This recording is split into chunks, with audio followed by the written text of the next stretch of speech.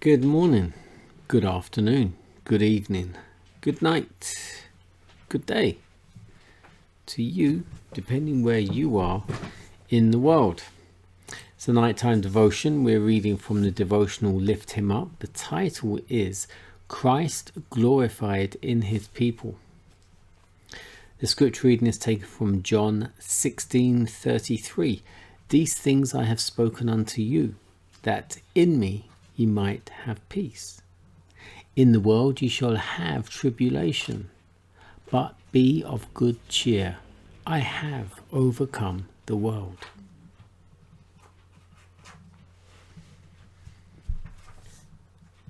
Christ did not fail, neither was he discouraged, and his followers are to manifest a faith of the same enduring nature.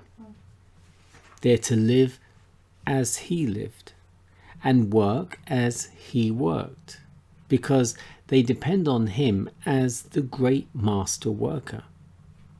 Courage, energy, perseverance they must possess. Though apparent impossibilities obstruct their way, by his grace they are to go forward. Instead of deploring difficulties, they are called upon to surmount them. They are to despair of nothing and to hope for everything. With the golden chain of his matchless love, Christ has bound them to the throne of God. It is his purpose that the highest influence in the universe, emanating from the source of all power, shall be theirs. They are to have power to resist evil, power that neither earth, nor death, nor hell can master, power that will enable them to overcome as Christ overcame. Christ designs that heaven's order, heaven's plan of government, heaven's divine harmony shall be represented in his church on earth. Thus in his people he is glorified. Through them the Sun of Righteousness will shine in undimmed luster to the world. Christ has given to his church ample facilities that he may receive a large revenue of glory from his redeemed, purchased possession. He has bestowed upon his people capabilities and blessings that they may represent his own sufficiency. The church endowed that they may represent his own the church endowed with the righteousness of Christ is his depository, in which the riches of his mercy, his grace, and his love are to appear in full and final display. Christ looks upon his people in their purity and perfection as the reward of his humiliation and the supplement of his glory. Christ, the great center from whom radiates all glory.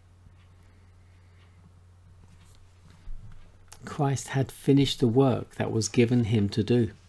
He had glorified God on the earth. He had manifested the Father's name. He had gathered out those who were to continue his work among men. And he said, I am glorified in them. And now I am no more in the world, but these are in the world, and I come to thee. Holy Father, keep through thine own name those whom thou hast given me, that they may be one as we are. Thus, in the language of one who was divine authority, Christ gives his elect church into the Father's arms. As a consecrated high priest, he intercedes for his people.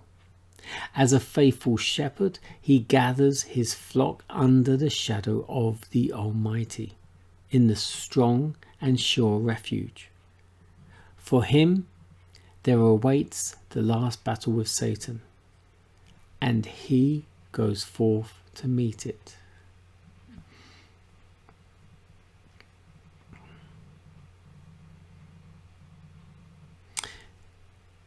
Thus, in the language of one who has divine authority.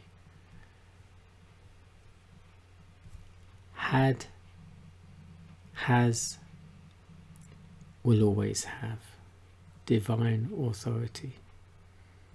He will come in glory to judge the living and the dead.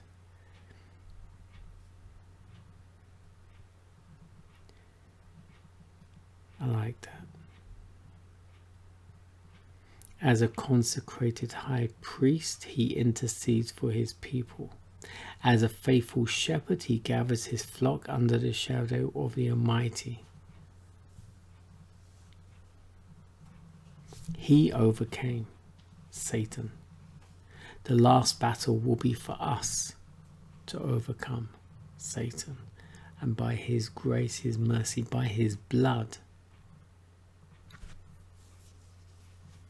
I'd like to say that has happened, but that will happen. Because we're in the middle of the battle now. Whether you want to believe that or not.